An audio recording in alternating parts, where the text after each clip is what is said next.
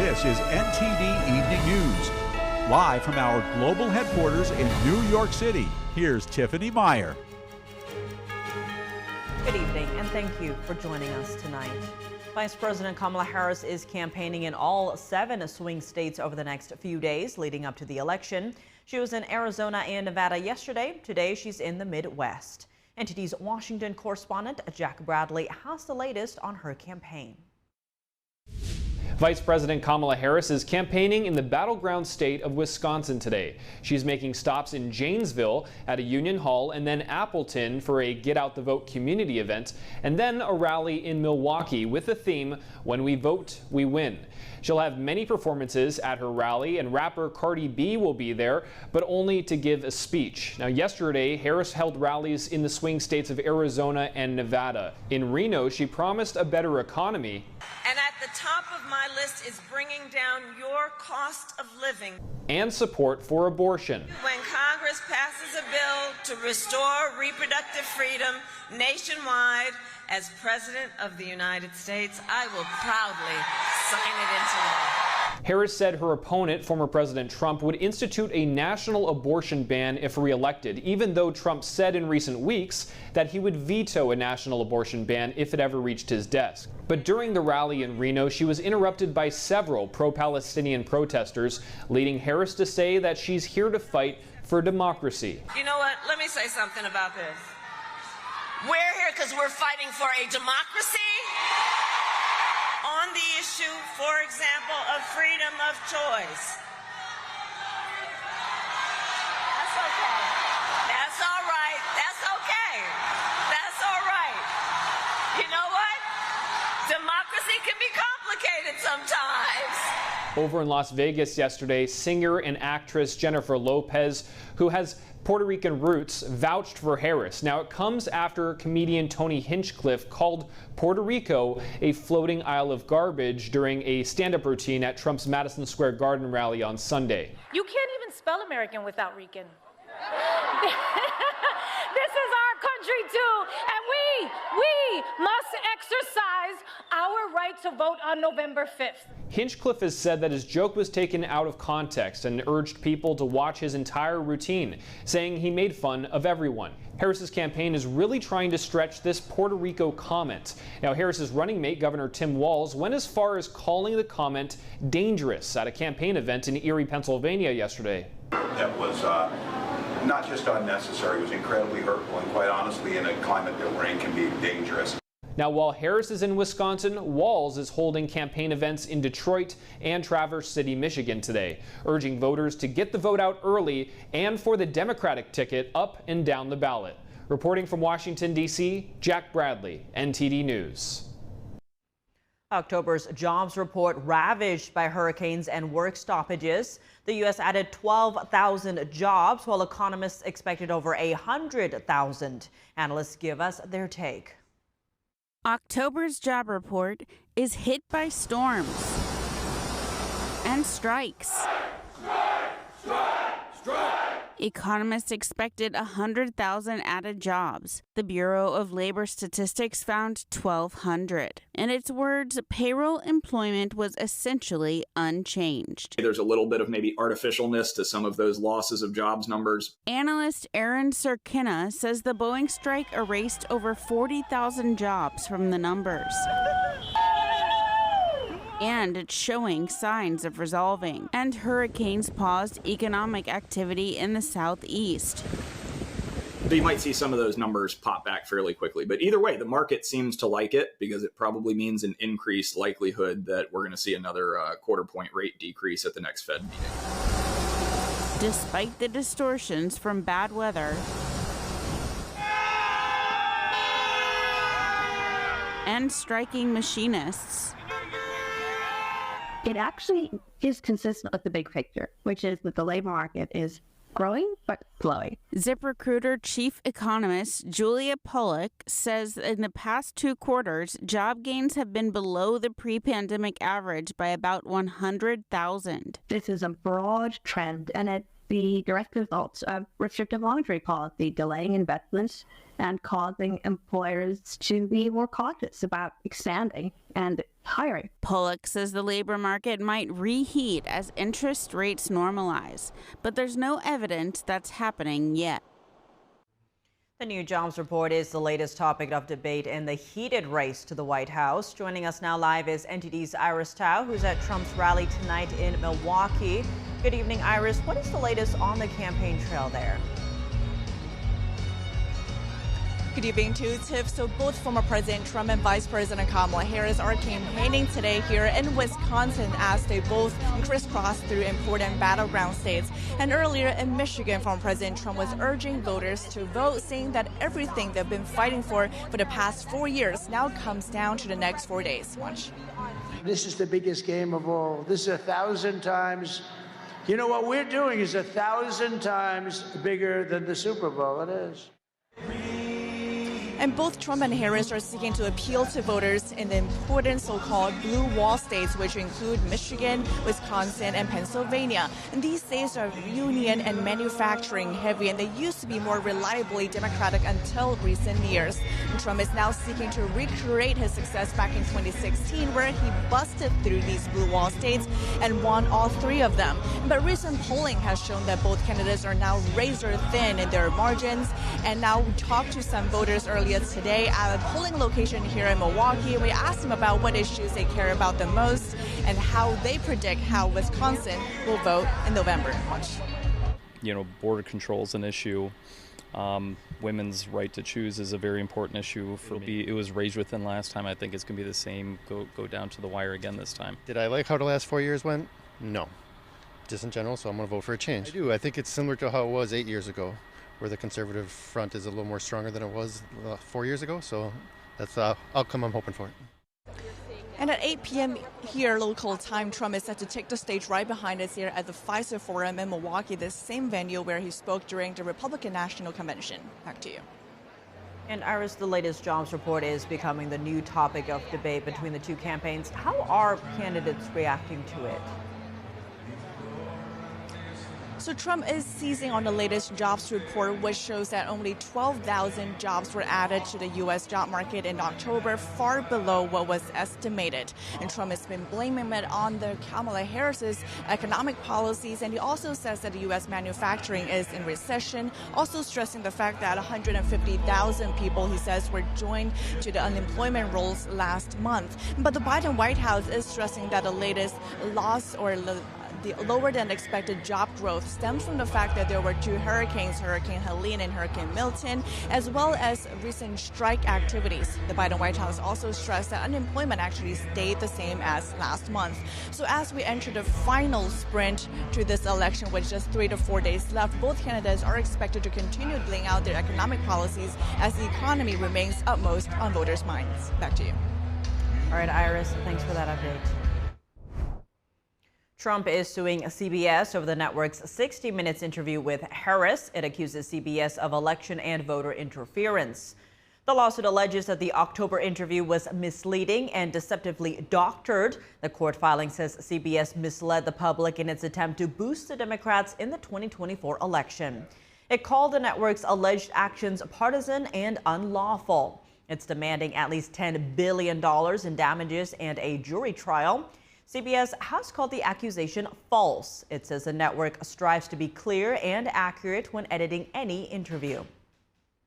An update about the lawsuit against Elon Musk's $1 million giveaways to swing state voters. A federal judge is sending the case back to Pennsylvania State Court.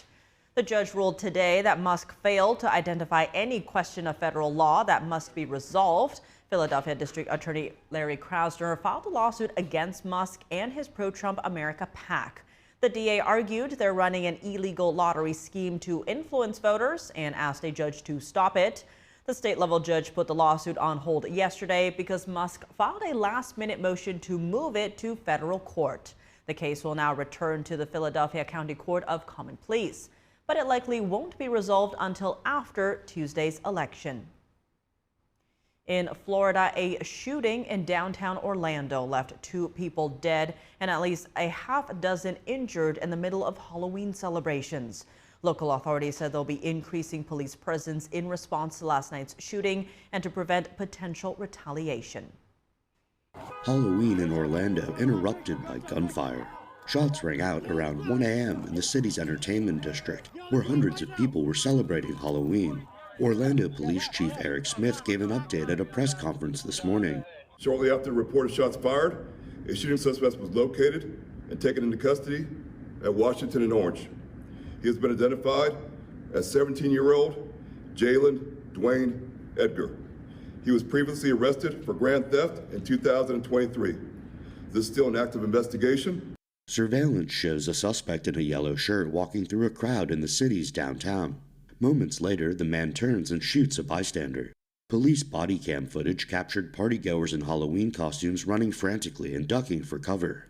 The officer then identifies the suspect in the yellow shirt and takes him to the ground. Smith said an investigation is ongoing. Andrew Thomas, NTD News. And Orlando Mayor Buddy Dyer declared a state of emergency today and announced a curfew from 1 a.m. to 5 a.m. with alcohol sales ending at midnight.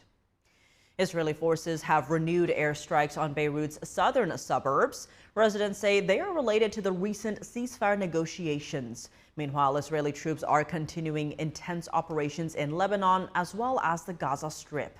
NTD's Jason Perry has the latest. On Friday, Israeli forces said one of the last high-ranking members of Hamas's political bureau was inside this vehicle.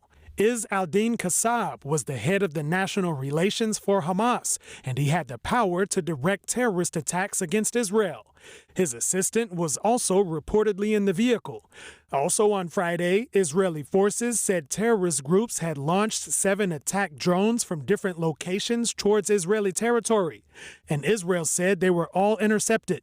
And by 4 p.m. on that same day, Hezbollah terrorists in Lebanon had launched about 55 projectiles towards Israel, some of which were intercepted. Israeli media reported on Thursday that a rocket attack on northern Israel killed a mother and a son who were outside picking olives. And in another development, Israel said during a recent operation in southern Lebanon, 5 Israeli soldiers were killed, including a major, a captain, 2 warrant officers, and a master sergeant. And 19 others were injured in the same incident following a logistical resupply mission. Israeli troops in southern Lebanon have been conducting raids, finding weapons, and battling terrorists. An Israeli officer explained what they found in a building less than a mile from an Israeli military base. Firstly, in the entrance, a primed anti-personnel explosive connected to wire, awaiting activation. We continue our movement and find a recoilless rifle that is aimed towards the IDF post. Also on Friday, Israeli forces hit the southern suburbs of Beirut with airstrikes, the first there in nearly a week. Israel said they're targeting Hezbollah facilities and assets in the area. Some Lebanese residents think the renewed strikes are related to the current ceasefire negotiations. When the negotiations reached a certain point, there became some political pressure, so the talks do not reach a comfortable place, nor for the Israeli enemy, nor for the Lebanese. But we are tired. We are upset from this situation. This has to do with the ongoing negotiations between Israel and Lebanon. These are called negotiations under fire, in order to put pressure. Secretary of State Antony Blinken said on Thursday that the U.S. is working very hard to reach a diplomatic solution to the conflict. Jason Perry, NTD News.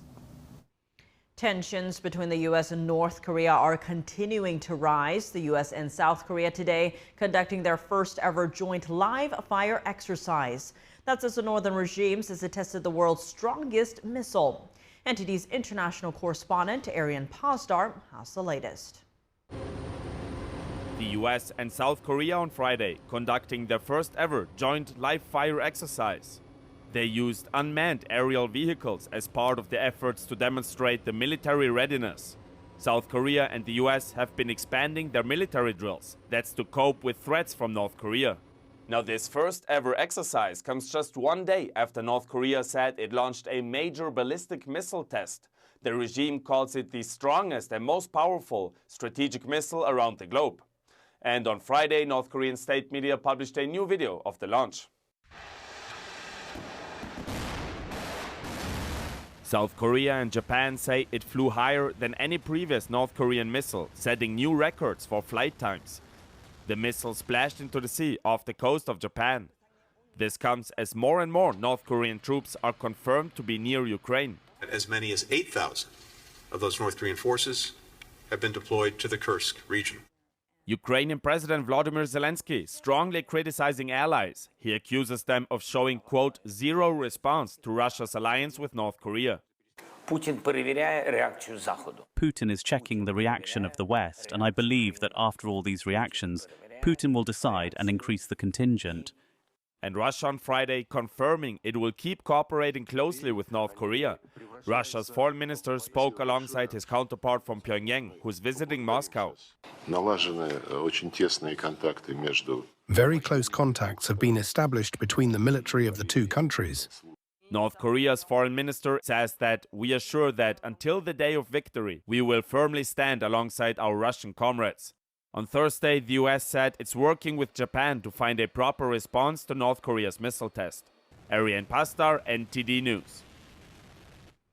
The death toll from devastating flash floods in eastern Spain rose to at least 205 today. Rescue teams are still searching for those missing in what could become Europe's worst storm-related disaster in over 5 decades. Rescue teams searched for the missing in Spain on Thursday, after scores of people were killed in the country's worst flood-related disaster in modern history. A Spanish government minister said dozens and dozens of people were still unaccounted for after a year's worth of rain fell in 8 hours in parts of the Valencia region on Tuesday.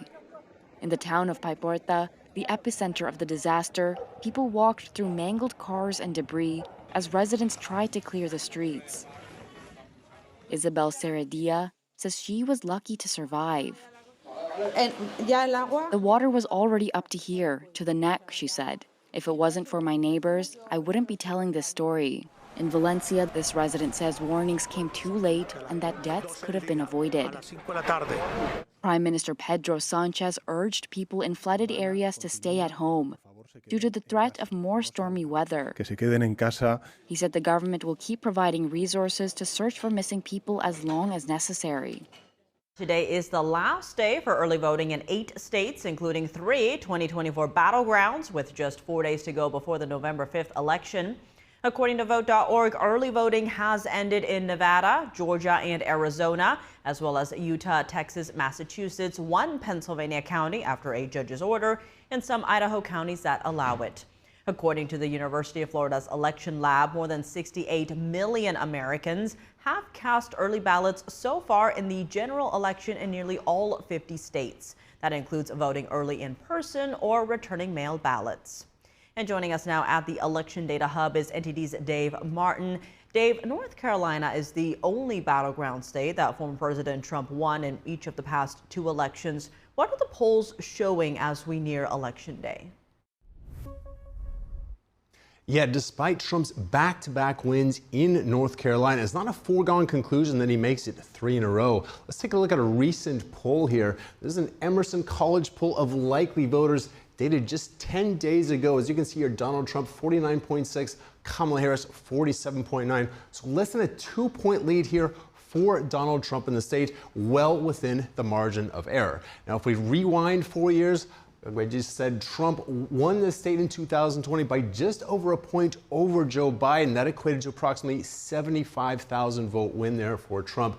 As you can see, according to polls here, really not much has changed. Let's actually take a look and see if any of these demographics, though, are changing, starting with female voters in the state of North Carolina. Now, these numbers here, these are the margins of the Democratic nominees over there versus Donald Trump. 2016, Hillary Clinton had a 7-point lead over Trump among women in the state of North Carolina. As you can see here, Joe Biden 4 years later pretty much maintained that, obviously, 7-point lead there as well. And 4 years later now, according to the polls, Kamala Harris with a 6-point lead over Donald Trump. Now that 1-point shift there from Biden to Kamala Harris, though, worth more than 25,000 votes. So very significant, just that small shift there in such a crucial state. Let's go to male voters in the state of North Carolina. Again, these numbers here, these are the margins of Trump versus the Democratic nominee. 2016, Trump had an 18-point advantage over Hillary Clinton among the men in the state of North Carolina. 4 years later, though, that dropped in half to 9 over Joe Biden. As you can see here, back up to 13 according to the polls here over Kamala Harris. Now that 4-point jump here for Trump worth more than 100,000 votes his way. As I just said, he won the state by just 75,000 votes 4 years ago. Now we've looked at gender. Let's take a look at race now next. North Carolina white voters here. These are the 2020 results. Trump 66% of white voters, while Biden 33%. Again, these are according to the 2020 exit polls. But if we go 4 years later now to the polls, very similar. Trump 66, Kamala Harris 32. So just a 1-point drop there for Kamala Harris. But that 1-point drop, that's 40,000 votes Trump's way. So it's significant there, 1-point drop there. How about for North Carolina? Black voters. Again, these are the black voters in the state of North Carolina. Look at this. 92% for Joe Biden in 2020 to Trump's 7%. So an 85-point lead for Joe Biden. 4 years later, though, according to the polls, it's down to an 81-point advantage. Kamala Harris, 88 to Trump's 7. But still, that 4-point shift there, that's 50,000 votes here over to Donald Trump. So very significant there.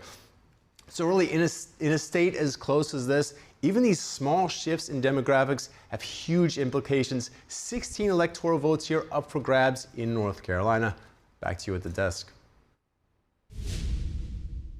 All right, Dave, as always, thanks for that breakdown. Georgia has been targeted by election disinformation and false allegations of voter fraud. That's according to Georgia's Secretary of State Brad Raffensperger. He referenced a viral video on social media yesterday. The original video has more than 500,000 views and shows a Haitian immigrant claiming he voted several times for Vice President Kamala Harris. Raffensperger called the video fake and said it's likely a production of Russian troll farms. He is working with state and federal authorities to identify its origin. In Georgia, early voting turnout has already shattered previous records set during the 2020 presidential election. An update on an election issue in Arizona. A judge has ordered the state to release a list of registered voters whose citizenship status was not verified. A coding glitch in the state's record-keeping system prevented a check of their statuses. Arizona's Secretary of State has resisted disclosing the names. He said he was worried the people could face harassment. But a Maricopa County judge yesterday instructed Arizona to give the list to the Strong Communities Foundation of Arizona. That's a conservative watchdog group that filed a public records lawsuit to access the data. America First Legal says the lawsuit was about restoring transparency. The list has up to 218,000 voters. Some did not provide proof of citizenship when registering, but they were marked as having done so. Billions of dollars poured into this year's elections. Extremely close races at every level of government are keeping many on their toes. Here's NTD's Melina Weisskopf with a look at where most of the money is going in key congressional races. Republicans are favored to win the Senate and Democrats are favored to win the House, according to ratings and polling. With both chambers sitting at razor-thin margins for the past 4 years, congressional leaders are eager to beef up their majorities to shore up more legislative wins. Candidates and political groups have amassed billions of dollars to propel candidates to victory. The most expensive races are seats that both parties have a good chance of securing. Most of the money comes from outside political groups.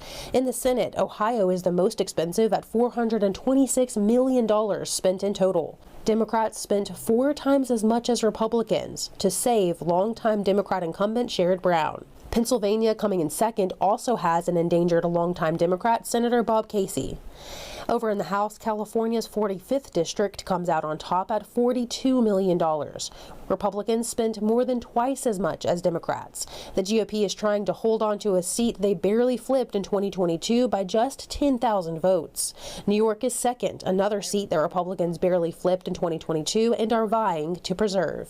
Reporting from Washington, D.C., Melina Weisskopf, NTD News. The Supreme Court will be weighing in on one case involving Pennsylvania's mail ballot policies that could impact thousands of votes in the most influential battleground state. One case is about whether voters who return a deficient mail ballot can cast a provisional ballot on Election Day. The other case is about whether undated or misdated mail ballots should be rejected.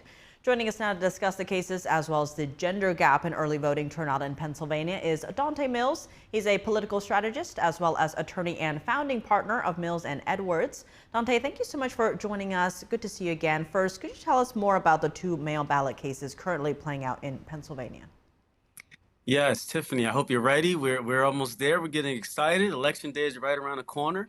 And of course, it would not be an election without some balloting controversy. The issue within Pennsylvania, and which is an important state, as you mentioned, because they have 19 electoral votes, and it said that Vice President Harris needs Pennsylvania in order to get the 270 that's needed to be declared the next president of the United States. The issue is, what if you mess up on a ballot that you send in? I think we all have that fear if we're doing a mail-in ballot. What if we check something wrong?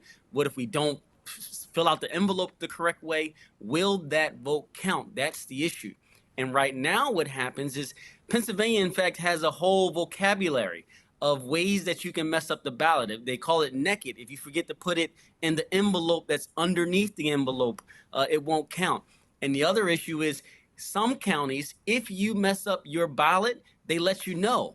And you can come in and either redo it or do a provisional vote on Election Day. Some counties don't tell you at all, and you think you mailed in your vote, and actually your vote never counts. So that's where we are. And these cases are going to decide if someone makes a mistake, like does not put a date on a ballot, is that ballot kicked? Should it be stricken? And if it is, can they come in and put a provisional ballot in on Election Day so that their vote can count somehow?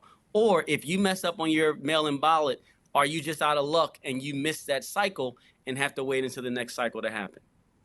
And Dante, with the margins we saw in 2020, how could this impact this election, especially if there are disputes after Election Day?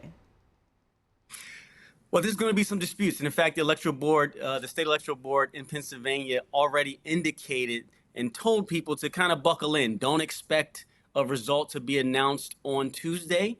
A lot of these counties are going to come down to recounts, and it's going to take 2 or 3 days to do that, especially if they have to go through hand ballots.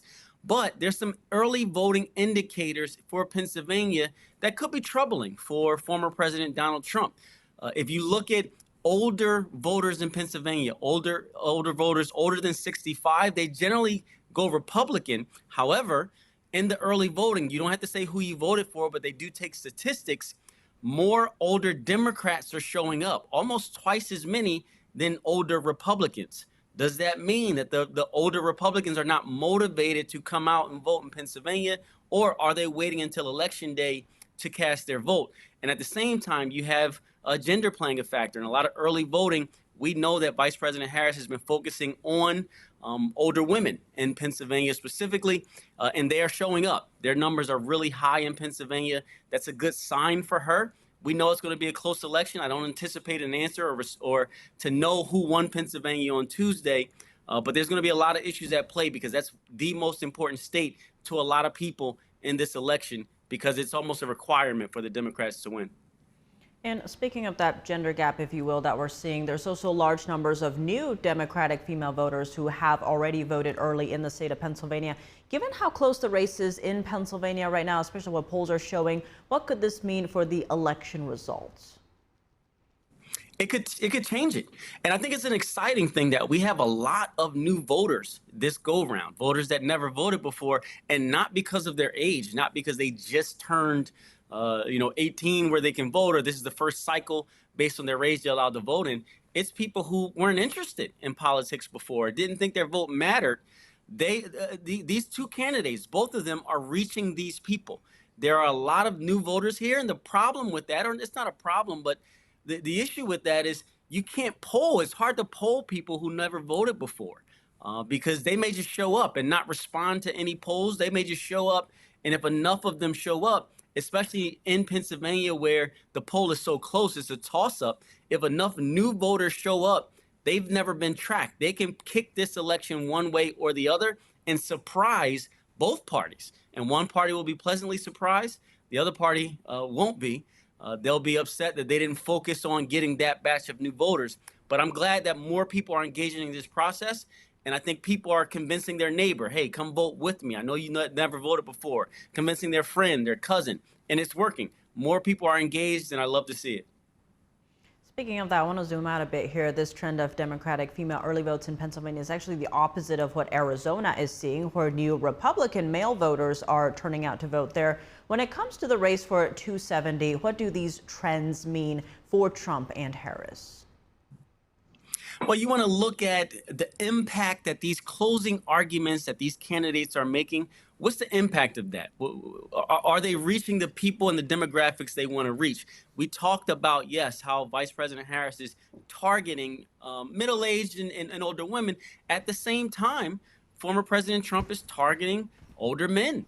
And it seems to be working, especially in Arizona. If he's convinced people that Arizona may not be safe when you talk about immigration, he's convinced people when you talk about things like the economy in ways that he can shore up if you're at that close to that retirement age, if he can kind of give you that boost to kick you into retirement, that's going to interest a lot of older gentlemen. And you're specifically talking about Arizona. It's showing because, again, those early voters, they don't have to say who they're voting for, but you can track who's coming out. And there's a lot of new older men that's showing up to the polls in Arizona. And you don't want to assume who they're voting for. That wouldn't be fair. But we do know that former President Trump has targeted specifically that group and has made his closing pitch to that group. And from the early indicator, it may be working. Dante Mills, political strategist and attorney, thank you so much for joining us. Always. Thank you. With Election Day just a few days away, are there still any undecided voters out there? NTD's Sam Wong was out on the National Mall in D.C. to find out. Have you made up your mind in this election? I have. And tell us who you're voting for. I'm voting for Trump. Oh, yes. Anyone but Trump, I'm afraid to say, because Trump is such a divisive person. We're voting for Donald Trump. Just the economy is so much better when he was in control. Peace by strength. I have made up my mind in this election. I actually early voted for Kamala. Donald Trump, his policies and his track record with the economy. I decide on Kamala. I'm a member of the union, so vote your job. I've decided I'm a Trump guy just for the economy and then also for being, I'm pro-life. There's things that she is doing that I'm not a fan of, and then there's things that I'm not a fan of him, but then there's things that I hear of him that could be great things. I'm torn. I'm really torn. I'm going to go for Kamala Harris. She's someone that I can look up to as an example of what it means to be a black woman. She also went to Howard, so, you know, I go to Howard too. Kamala Harris. Treat everyone with respect and love everybody. That's all I got to say. Do you know anyone who's currently still undecided? I don't. I think everybody has made up their mind. Of my peer group, no. I'd say the vast majority of them have either voted or have planned to vote with a specific candidate in mind. No, everybody knows is pretty set. It's a very divisive choice, one way or the other. There's not much in the middle. My father and some of my friends, I'm pretty sure. Some of them just don't care, and some do. So that's care to vote or care to vote. Honestly, yeah, they don't really care as long as the country's alive and not going to war. My brother might be, but he voted for Joe Biden last time, and I think he's maybe going to vote for Trump this time. Most people that I know are voting for Trump. And why do you think that is? They're wealthy, business owners. Yeah, I think a lot of people in our age are probably undecided, but or just don't care to vote. They feel like it doesn't matter. Everybody I know, my circle of friends, they all vote. And what's driving the turnout, you think? I think there's a lot of unhappiness about the economy, the border wall, the general direction of the country. It's that time of year to fall back and get an extra hour of sleep. Daylight saving time ends on Sunday at 2 a.m. Daylight saving time runs from the second Sunday in March to the first Sunday in November. The idea has been to maximize use of more daylight hours in the spring and summer months and save on energy consumption. But the practice has its detractors. Lawmakers at both the local and federal levels have pushed over the years to make daylight saving time permanent. The Senate in 2022 approved a measure to make daylight saving time permanent, but the bill never came to a vote in the House. Sunday is the time to move your clock back 1 hour. The time change is usually easy for most Americans to adjust to, but dairy farmers across the country have it harder. They must adapt their cows to daylight saving time twice a year. Daylight saving time is ending, and that means setting your clock back an hour. One farmer in Kentwood, Louisiana said it's a problem as their cattle are on a strict milking schedule. When you take them out of routine, you create stress on a cow, and the stress on a dairy cow is not good. It affects them because these cows are on a routine all the time. You see right now, they're waiting to be milked, and it's time for them to be milked. And when time changes, they're going to be here an hour early, not understanding why. Changing a cow's routine lowers their milk production. This affects how much milk can be bottled and sold each month. Gerald says he'd like to see Congress come together to stop changing the time twice a year. Keep the time the same, whatever it may be, but keep it the same. Standard time will last until March 9th. That's when we will again spring forward with the return of daylight saving time. More than ever, chocolate is a trend in the world of pastry. At least that's what some chefs say. Chocolate producers, pastry chefs, and chocolate artisans from across the globe are at a pastry fair in Paris. NTD international correspondent David Vives was there and sent us this report. Around 280 chocolatier, pastry chefs, and chocolate artisans are here to explore the world of chocolate and its craftsmanship. They've come from Belgium, Switzerland, Japan, and beyond. This award-winning Parisian baker had an idea 15 years ago that has since spread to many bakers across France. This is our famous croissant chocolat praline, created 15 years ago for the chocolate fair. It's a pastry made with chocolate on the outside and praline on the inside. Nowadays, you see them just about everywhere. They're available in so many variations. So this became our signature product. We start with a croissant dough, and we have a second layer paste, which is the cocoa paste you taste with the croissant. Chocolate gourmets gathered at this Parisian show to discover chocolate in all its diverse tastes and flavors. According to some pastry chefs, chocolate has been drawing more attention over the years, with chocolate makers specializing in different crafts. One of these new crafts is cocoa roasting. Much like a coffee roaster, Jérémy Bockel travels worldwide to select cocoa varieties to work with, a job that, he said, didn't exist 10 years ago. So we're working with Madagascan producers, also with Costa Rica and Côte d'Ivoire producers. We often go in the heart of tropical forests to taste cocoa beans. It's a very new profession, so we're constantly learning, trying to figure out how best to turn cocoa into chocolate. Because each and every batch of cocoa beans is different. Every bean has its own wetness and sourness, so they should be warmed and grinded for a longer time. It's a real alchemist's job. A highlight of the event is the popular chocolate dress parade, where models showcase edible designs. This is an outfit created from a collaboration with Gazelle d'Or and the know-how of French pastry chefs. We wanted to highlight the traditional Moroccan outfit called kaftan, and Miss Morocco came to help us. This has been quite an achievement. Just like the other outfits we can see in the fair, we wanted to create an effect of embroidery and haute couture. Here, the rose was made with an oriental-looking gold, which stands for a sand rose. The chocolate fair will be open until November 3rd. David Vives, NTD News, Paris. And that's all for today's news. For round-the-clock coverage, visit us at ntd.com or download our NTD app. Thanks for tuning in. I'm Tiffany Meyer. Good night.